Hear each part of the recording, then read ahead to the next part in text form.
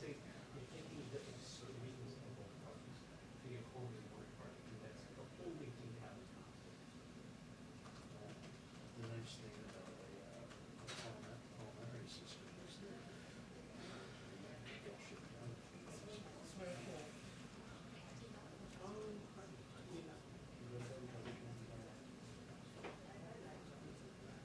Yeah, I mean, how do you go?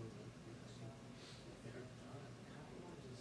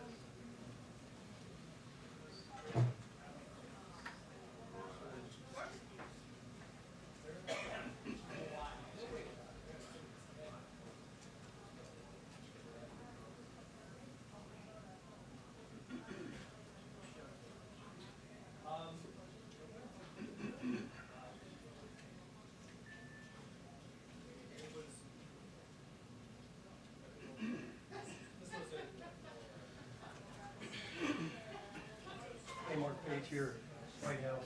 Hey, the briefing's gonna start at 1:15. And I guess you're gonna, I'm actually cut today. Yeah, I mean, in the briefing. No, it's pool, it's just all pool. Yeah, it's pool cuts. Yeah, so we're pool head on pool cuts. Thank you. I'm gonna be sure you're rolling. All right, thank you so much. All right.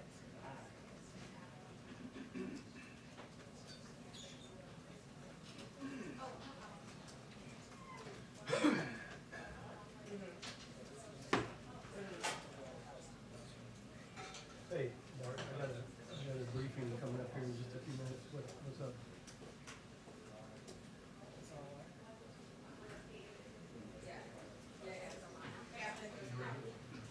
Yeah. No, it sets around, it'll be in the shade. Yeah. It comes around to it'll be the west side of the building and you're say on the south side. So he's not in the direct south. So you don't have to put up flags or anything. Yep.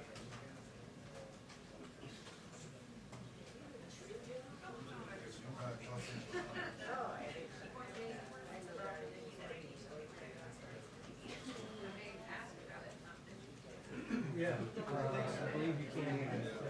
That's, yeah. That's, I mean, yeah, that's political. yeah, sure, This is a, sure, no problem. that's cool. Yeah.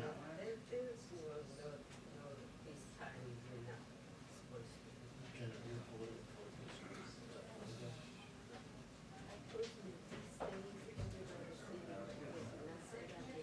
It's much political secret.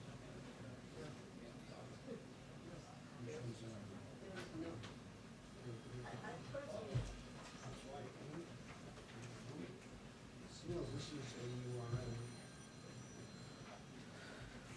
That's my sheet, and that's Politico. Okay.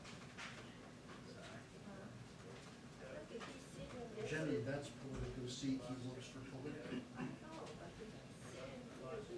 But this, because this sits in.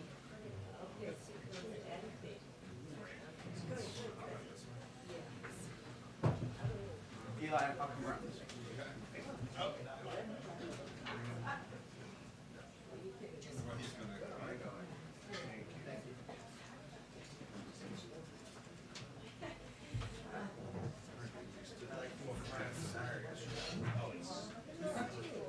Yeah, but people thankfully, thankfully Frank is always late, so it's exposed.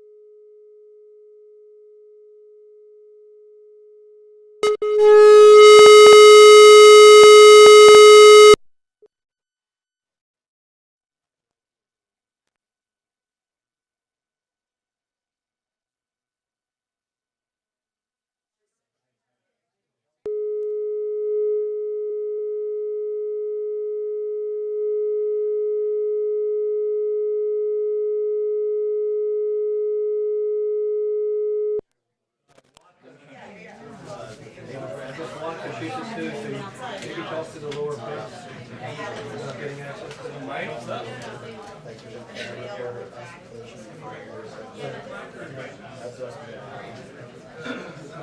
If you're trying to get a video recording of it, see if you can get it from the White House.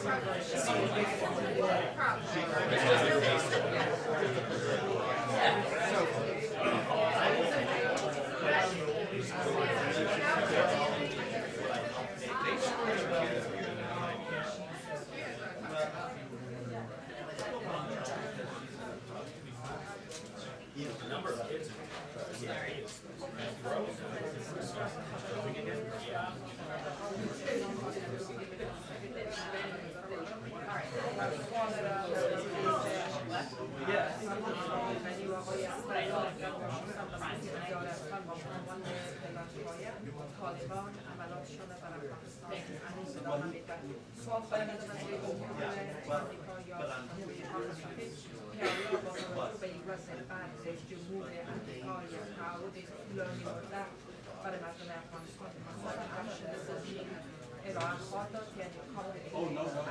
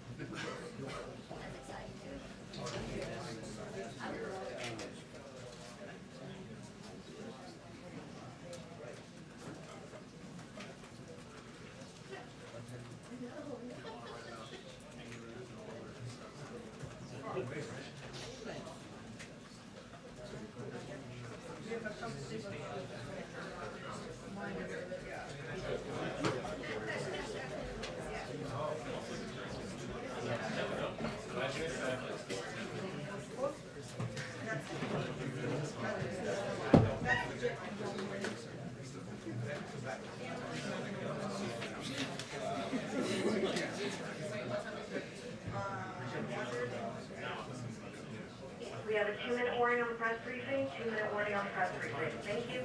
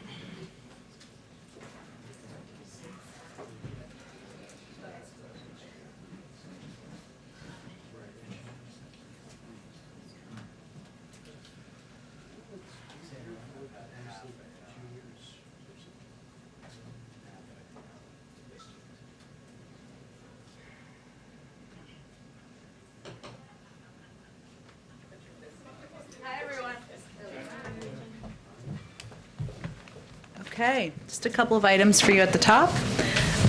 President Biden believes that the surge in gun violence and violent crime that has affected communities across the country over the last year and a half is unacceptable. That's why his administration is moving decisively to act with a whole-of-government approach. Today, the Biden-Harris administration is announcing a comprehensive strategy to combat violent crime and gun violence that targets the crime itself, implements preventative measures that are proven to reduce violent crime and attacks root causes, including by addressing addressing the flow of firearms used to commit crimes.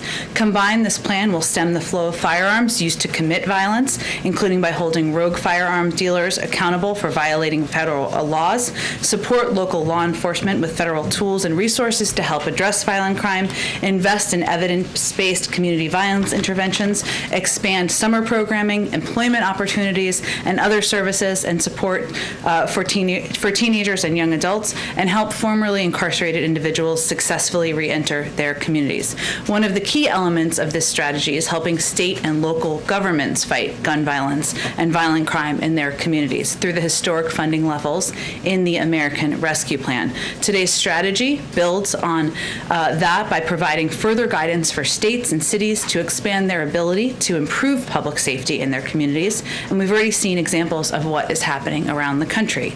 In Philadelphia, Mayor Kenny is using funding from ARP to address gun violence, reform and improve the police department, and invest in violent interruption programs. In Albuquerque, Mayor Keller plans to spend $3 million to expand the city's gunshot detection system, and millions more to recruit police officers and refurbish station houses.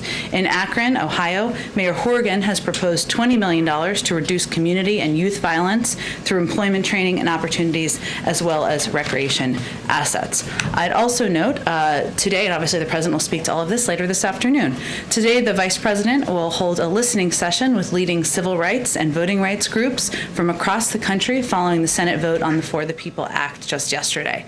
The meeting builds on the Vice President's work to bring together a national coalition on voting rights to promote voter registration and engagement among Americans across the country, from Greenville, South Carolina to Atlanta, Georgia, to protect our fundamental right to vote. She will drive the message that the fight is not over and that the President and the administration remain committed to ensuring that all Americans have access to the ballot. Finally, I do have one more thing. Tomorrow, the President will travel to Raleigh, North Carolina. Some of you may be on that trip, as our administration continues to work to continue encouraging vaccinations across the country, ensuring every American knows just how to ensure it is easy to get vaccinated. While he's there, he will highlight the importance of getting vaccinated and kick off a community canvassing event at the Green Road Park Community Center in Raleigh. He will also tour a mobile vaccination unit and meet with frontline workers and grassroots volunteers who are the boots on the ground working to get people in their communities vaccinated. Alex, why don't you kick us off? Thanks, Jen. First off, the Vice President's office just announced that she'll be visiting the border Friday. What can you tell us about the visit? And you have in the past defended the decision not to visit the border by anyone, really, by President Biden or Vice President Harris. So what's behind the sort of change of course? Sure. First, I think many of you may have seen it, but just to reiterate the specific details, the Vice President will travel to El Paso, Texas on Friday. She will be accompanied by Department of Homeland Security Secretary Alan Mayorkas. Earlier this year, as you all know, the President asked the Vice President to oversee our diplomatic efforts to address the root causes of migration from El Salvador to Guatemala and Honduras. And as a part of this work, she recently traveled to Guatemala and Mexico last month to have those discussions. And this trip to the border on Friday will be a part of this effort. I will note that I've also said here from this podium, and she has also said that when it was the right time, she may go to visit the border. And so this trip on Friday, which is being done in coordination with the Department of Homeland Security. Secretary Mayorkas is, of course, joining her on this trip, and the planning and timing of it was done in coordination with them, is part of the coordinated effort between her office, her work, the Department of Homeland Security, the Department of Health and Human Services, to continue to address the root causes and work in coordination to get the situation under control. Sure. And then on voting rights, the President's statement yesterday said he'll have more to say on this next week. Mm-hmm. Can you give us a sense of what we should expect from the President on voting rights? And you also have said that there are other avenues for protecting voting rights. What do those look like? Then I'm going to take another stab at this. I know you've been asked this 5 different ways, but does the President believe that defending the filibuster is worth more and more important than protecting voting rights?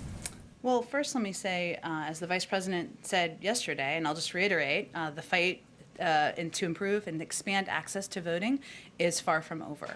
and the president, as he noted in his statement yesterday, and as you just touched on, will be speaking to this next week. And this is a continuation of his efforts to use the bully pulpit to elevate this issue, as he did just last week when he marked Juneteenth, and also as he did in Tulsa, Oklahoma, just a few weeks before that.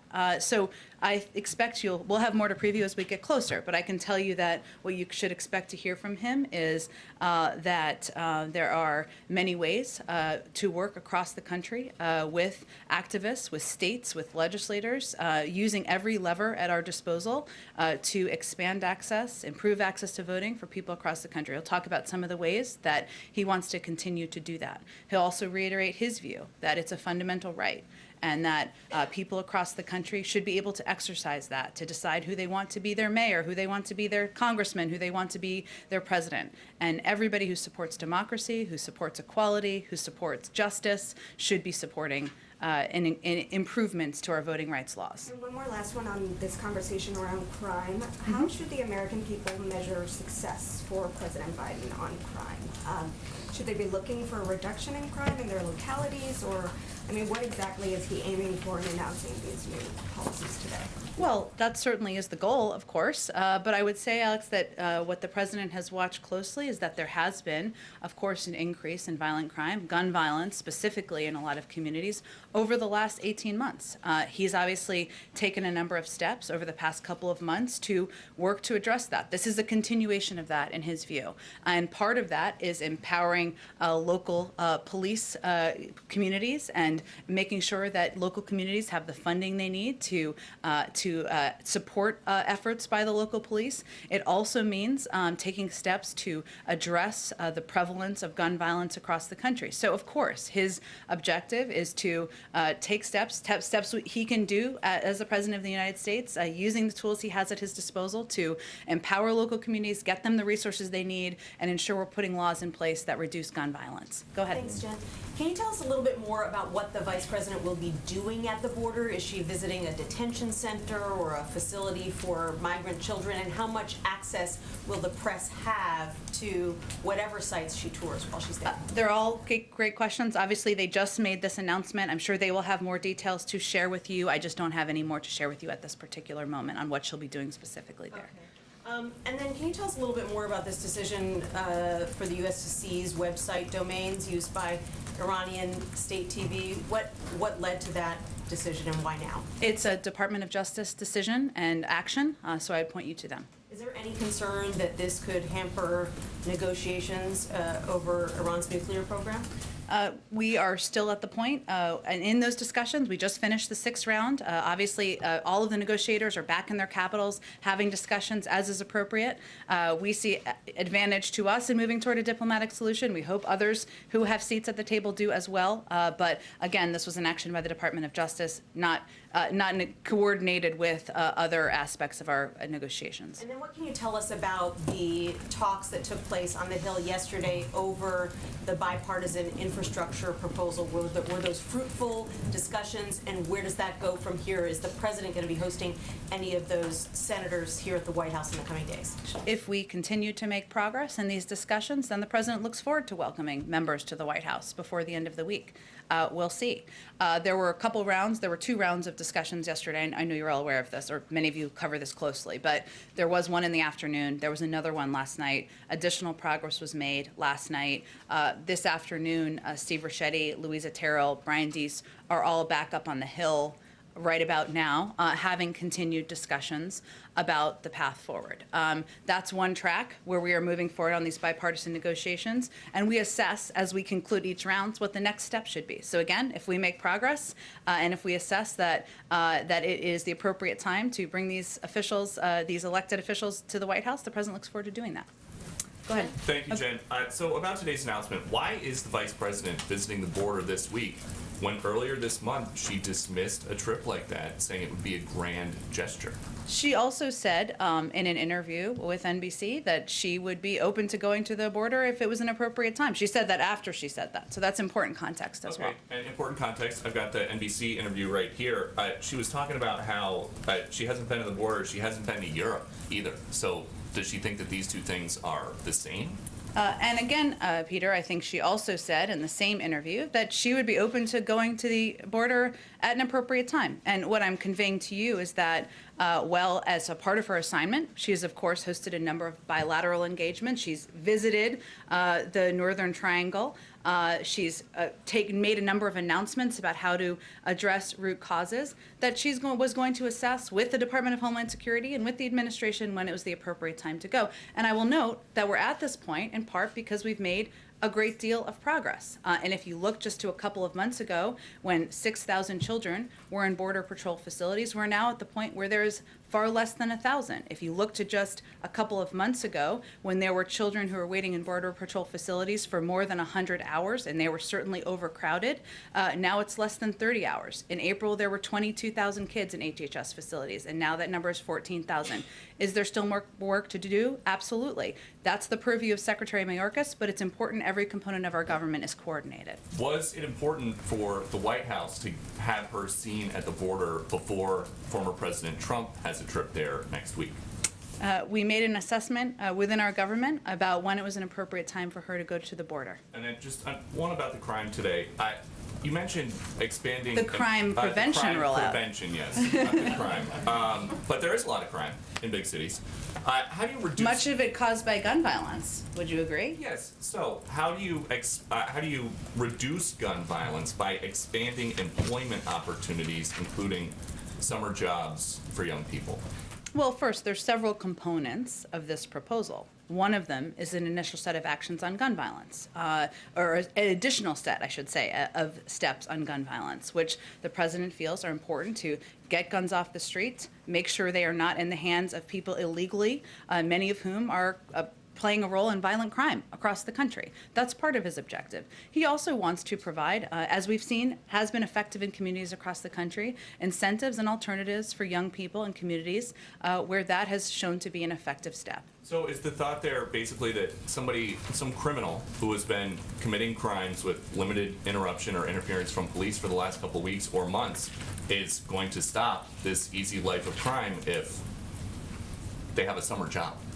Well, I think the president believes that we shouldn't allow access to guns to those criminals who are currently illegally buying them from some dealers across the country. And part of his announcement is taking steps to do exactly that. But part of his announcement is also ensuring there's specific guidance to communities across the country to ensure that they have funding to get more community police around the country. Something that was supported by the American Jobs Plan that was voted into law by Democrats just a couple of months ago. Some might say that the other party was for defunding the police. I'll let others say that, but that's a piece. Go ahead. Would you concede there is a political calculation to having the vice president visit the border before Donald Trump goes, and with a drumbeat from Republicans who have counted the days that she has not visited the border?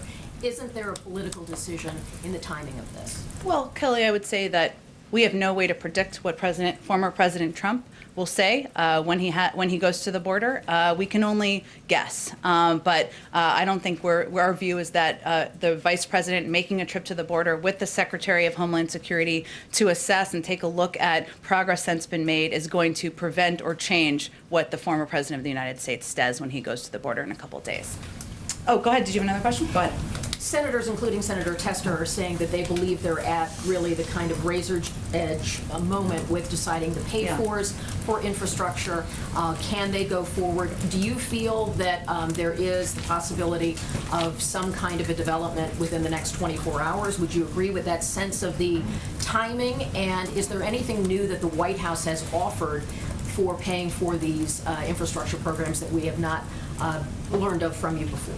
Well, there's no question, as you know, it's much easier to negotiate with Congress when they're in session. So we're certainly hoping to make progress over the next couple of days. I'm not going to put it 24, 48. There's a couple more days in the week, and we're hopeful to make progress. If we see progress continue to be made between our discussions with our members of our senior team and members, then we look forward to welcoming Democrats and Republicans here to the White House to meet with the president.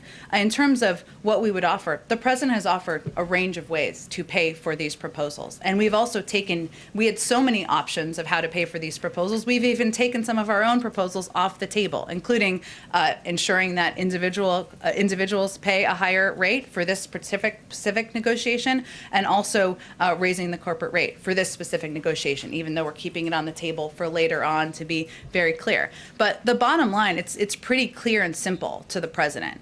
The choice for him on the pay-fors is, are you going to ask Americans who are just trying to go to work, just trying to drive their cars to work, drop their kids off at school, to pay more through a gas tax? Or should the wealthiest Americans pay what they owe in taxes? To him, that's a pretty clear no-brainer choice. That's part of the discussion, though. Go ahead.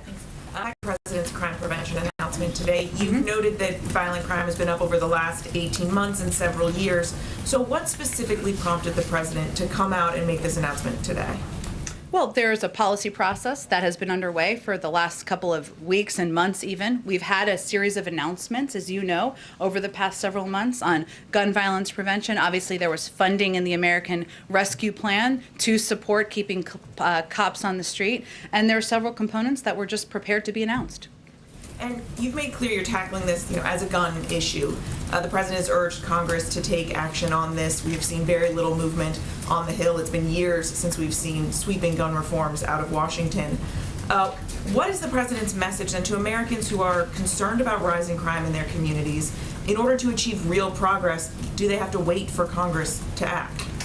Well, the president would certainly like to see Congress act on universal background checks, on an assault weapons ban, a number of the pieces of legislation that are currently, I shouldn't say working their way through Congress, but are currently alive in Congress. But he's not going to wait. And his message to the American people is he's going to take steps that he has the power to take as president to reduce gun violence, to put in place measures that will reduce the likelihood of criminals having access to guns on the streets. There are authorities any president has, and he's going to take steps to do that, even as he pushes for legislation to move forward. So beyond the announcements today, he is preparing or considering additional steps that could tackle some of these issues? Well, I think we're going to focus on the announcements he's making today, a lot of which are on gun violence and gun violence prevention measures. I don't have anything beyond that to preview, but there are some significant steps he's certainly announcing this afternoon. And just one more question on how the funding for all of this works. You're allowing state and local governments to reallocate some of the COVID-19 relief funds to hire more police officers, invest in other areas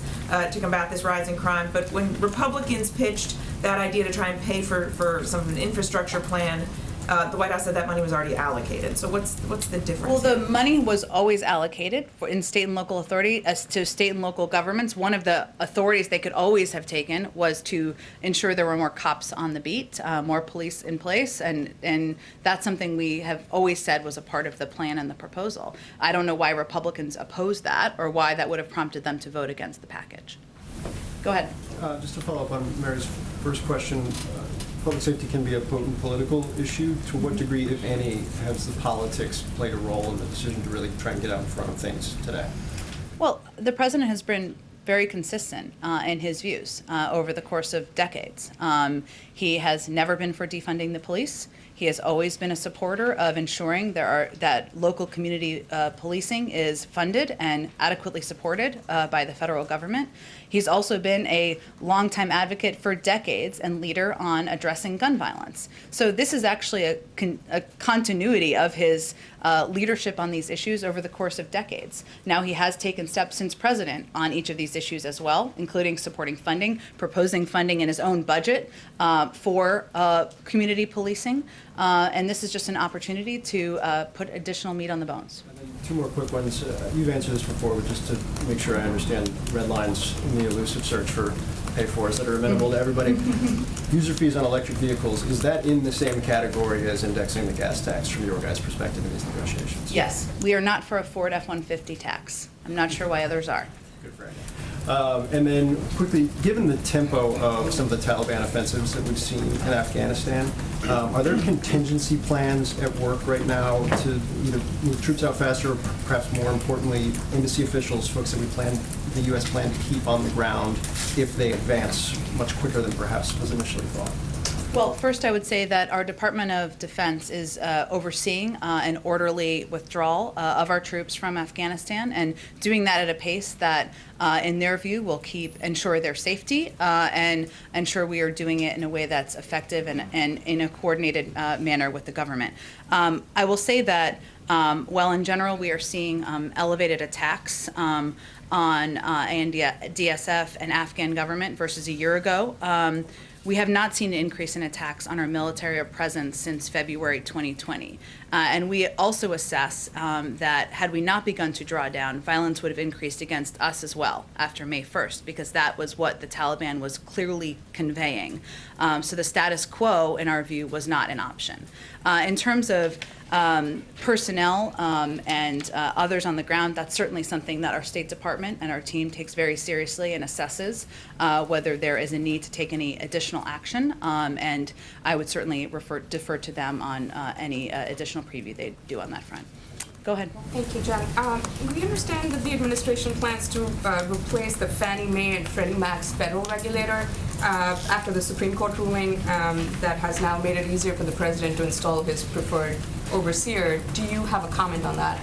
That's correct, given the Supreme Court ruling this morning, but I don't have any timeline for you on when that nomination will be made. Are there any preferred candidates? I don't have any candidates to preview. When we're ready to announce one, we will announce one. Okay.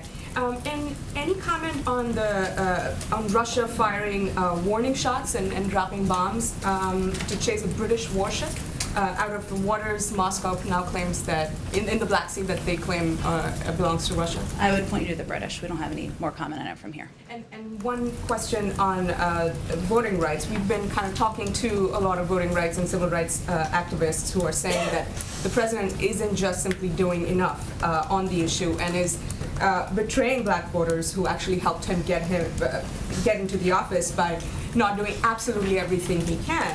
And he's instead spending his time negotiating infrastructure with Republicans. How would you respond to that criticism? Who's saying that? A lot of civil rights activists and voting activists. Like who? We've spoken to several groups and outfits. I mean, I can reach out to you with names after the briefing. Sure. That sounds good. Okay, go ahead. Thanks, Jen. A number of lawmakers have asked the administration to extend the federal moratorium on evictions, which expires at the end of the month. Is that something the administration is considering, and why or why not? Sure. Well, let me first say that would be a decision. The decision to extend the eviction moratorium will be made by the CDC based on public health conditions, and we certainly wouldn't get ahead of their assessment. As you know, the eviction moratorium expires on June 30th, hence I think your question. It was always intended to be temporary, and the president remains focused on ensuring that Americans who are struggling through no fault of their own have an off-ramp once it ends. Hence, we've also worked to take additional steps to ensure people are getting the support they need to stay in their homes, whether they are renters or homeowners. But we'd certainly defer to the CDC on their decision and their timeline. Go ahead. Thanks, Jen. The Miami Police Chief, Art Acevedo, expressed concern, disappointment that his association wasn't invited to the discussion. His association represents dozens of the largest city police forces, the major cities chief association. I just wanted to ask why the group wasn't invited, considering the role that they would likely be part of it. Well, I think as we were putting together the roundtable that the president is taking part in today, we tried to have a diverse group of individuals representing a range of interests from across the country who have all played an active and vital role in addressing crime and crime prevention across the country. It is not meant to diminish anyone, including the individual you mentioned, and I'm sure we will be closely engaged with them and others who are not a part of this roundtable. One more question Sure. on the crime and gun prevention effort. This effort involves redirecting some of the relief aid to these measures, and it gives wide latitude for spending that money in certain areas. But the Biden administration largely opposed redirecting relief funds for infrastructure projects. There were some limited exceptions, water and sewer, but why was it not okay for infrastructure or limited for infrastructure, but it is more okay for this area. I think this is similar to the question Mary just asked. I mean, it has always been the case that ensuring funding was used by state and local authorities to keep cops on the beat was always a part of what was allowed in the parameters of the spending. And that is something that a number of communities, as I outlined at the beginning, did take the steps to do. So this is just giving additional guidance on how to use the funds.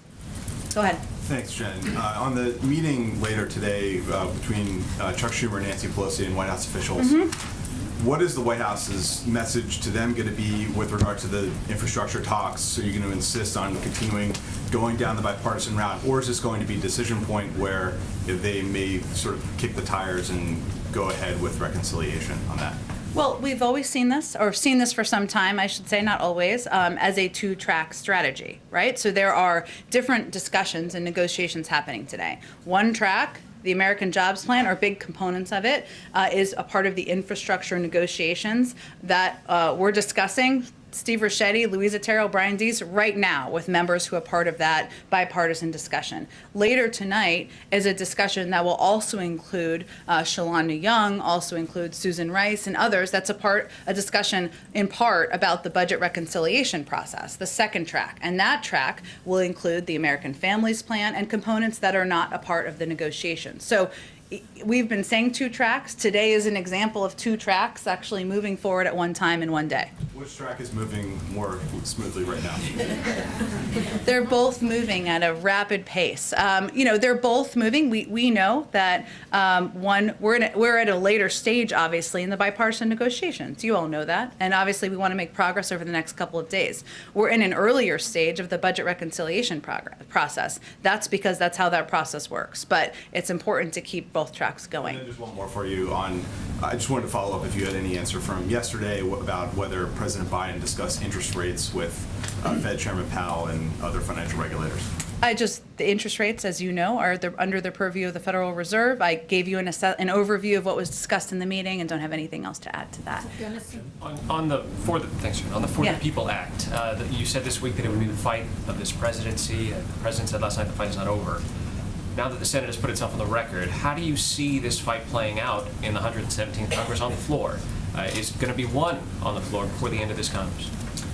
We'll see. I don't think we can assess that quite yet. And I think what's important to know is that the president's going to keep fighting for federal legislation. The vice president is going to keep fighting for federal legislation. Leader Schumer and others have also made clear, I think, on the floor last night, they're going to continue to look for paths forward.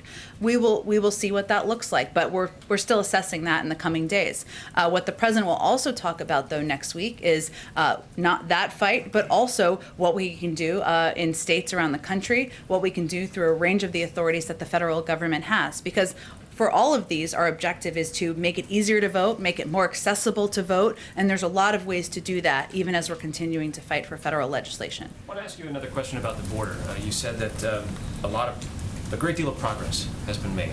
Border Patrol statistics show something close to 900,000 interactions or encounters on the southwest border so far this fiscal year, 170,000 odd per month the last 3 months. Is that where you're measuring progress? You spoke of the unaccompanied minors, but what about the influx of people? The vice president was tasked with the diplomatic efforts there. Has that been successful? And how are you measuring that success? Well, first, I think the vice president has made a number of announcements about coordinated efforts with countries in the region, in the Northern Triangle, through her leadership in that area. And we'll be able to assess over time what it looks like in terms of migration numbers. I was pointing to the fact that a couple of months ago, we were looking at very overcrowded Border Patrol facilities. We were looking at kids waiting for far too long in those facilities, and there being a timeline of getting kids to vetted family members that wasn't up to our bar. There has certainly been progress made in that regard, but the work is ongoing. Go ahead. Thanks, Jen. My colleagues are reporting that the U.S. intelligence community concluded last week that the government of Afghanistan could collapse as soon as 6 months after the American withdrawal is completed. What is your reaction to that, and do you think that would also factor into speeding up an evacuation, especially for Afghans who helped the U.S.? Well, let me first say on SIVs, on special immigrant visas, and these are individuals who have played an incredibly courageous role in helping the United States at various times over the course of our recent history. We are processing and getting people out at a record pace. We are working with Congress right now to streamline some of the requirements that slow this process down, and we're doing the kind of extensive planning for potential evacuation should that become necessary. So we're continuing to evaluate what our options are there, continuing to take steps forward, and certainly we want to take every step we can take from the federal government to treat all of these courageous individuals as they deserve. Is there a reaction on that intelligence community's assessment at all, that the government could collapse within 6 months of the U.S. withdrawing? I don't have any more assessment beyond the intelligence community. About Afghanistan, please. Go ahead. Yes, as you know, President Ghani will be here on Friday, while President Ghani and Dr. Abdullah are visiting Washington, D.C. Taliban still continue their attack in all over Afghanistan.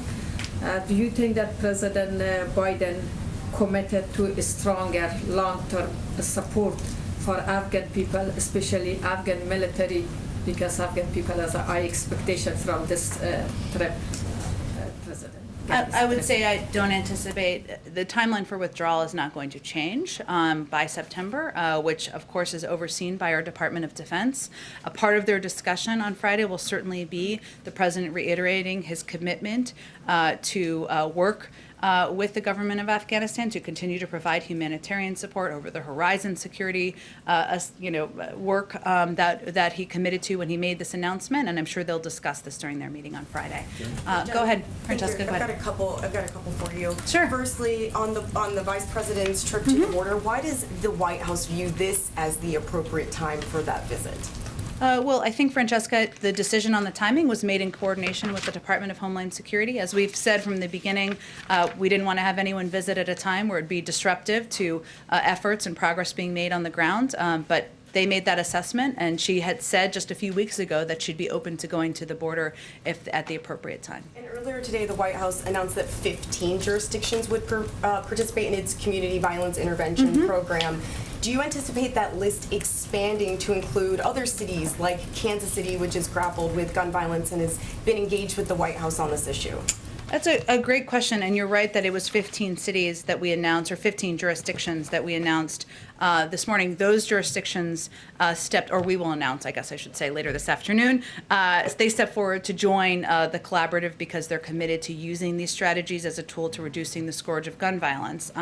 They have also designated a portion of their American Rescue Plan state and local funding, or another source of public funding, to support CVI efforts, and have committed to city leadership and infrastructure, such as leading local efforts through an Office of Neighborhood Safety. We're calling for more cities to follow these jurisdictions' lead, and certainly we'd welcome engagement and a desire to follow those trends as well. And lastly, is the White House worried that its non-infrastructure agenda is being stymied to the point that it could have a negative impact on Democrats competing in next year's elections? You mean our budget reconciliation process we're meeting about today?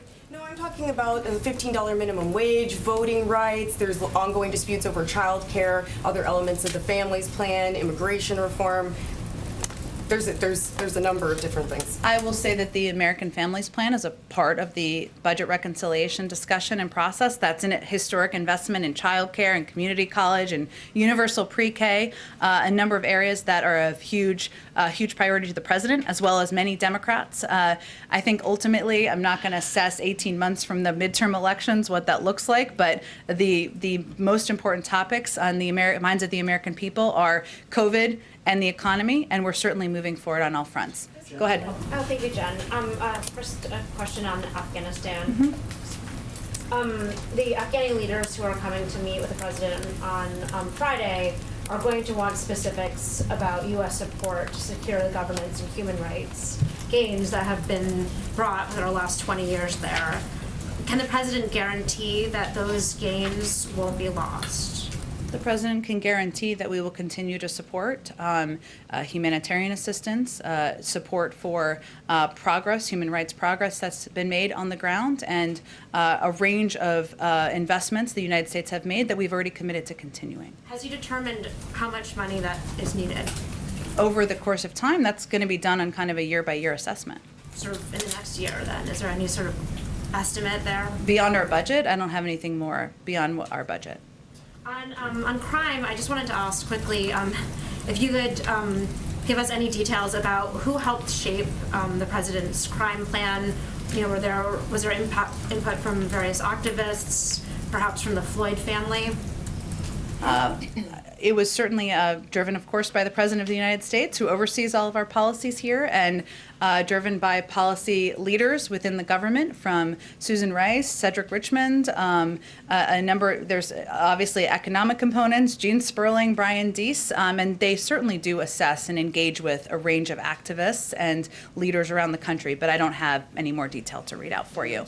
Go ahead. Oh, yeah, go ahead. Just really quickly, on the Vice President, there's a lot of discussion today about the Vice President's role in immigration, but I'm wondering if you could outline any of her involvement in the last few moments on infrastructure, a different topic that is sort of in the closing stage right now.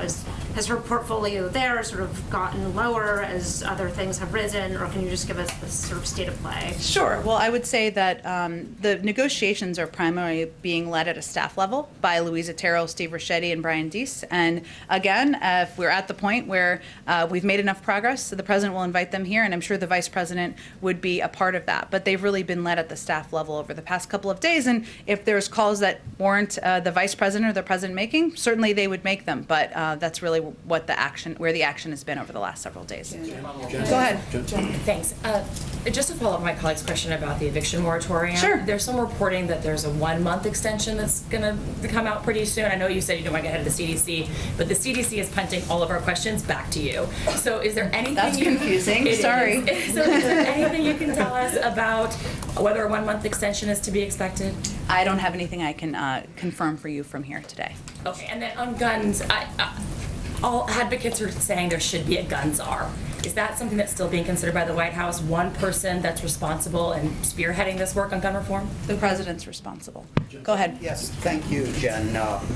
For some months, lawmakers of both parties have been asking the administration to prohibit polysilicon from coming into the country from China because it's being made in Xinjiang. It's a key material, as you may know, for solar panels. So is there some concern that prohibiting that from China could hurt the president's net zero goals, or what are you looking at it doing in regards to this from the human rights perspective? Well, first let me say that in Cornwall, just 2 weeks ago, G7 countries committed to ensuring that global supply chains are free from the use of forced labor, which was a significant statement and agreement among G7 countries. And so as a part of that, you can expect that the United States will continue to hold those who engage in forced labor accountable, and that we will continue to remove goods made from local forced labor from our supply chains. As you also know, and I think this is the root of your question, we also remain committed to making progress internationally, domestically and internationally, on addressing the climate crisis. But we think we can certainly do both. I don't have anything yet to announce as it relates to specific products, or substantive, I should say, that are planned. But we'll see if we have more on that in the coming days. Oh, okay, great. We have to gather for the event. Thanks, everyone, so much. Have a great day. See you tomorrow.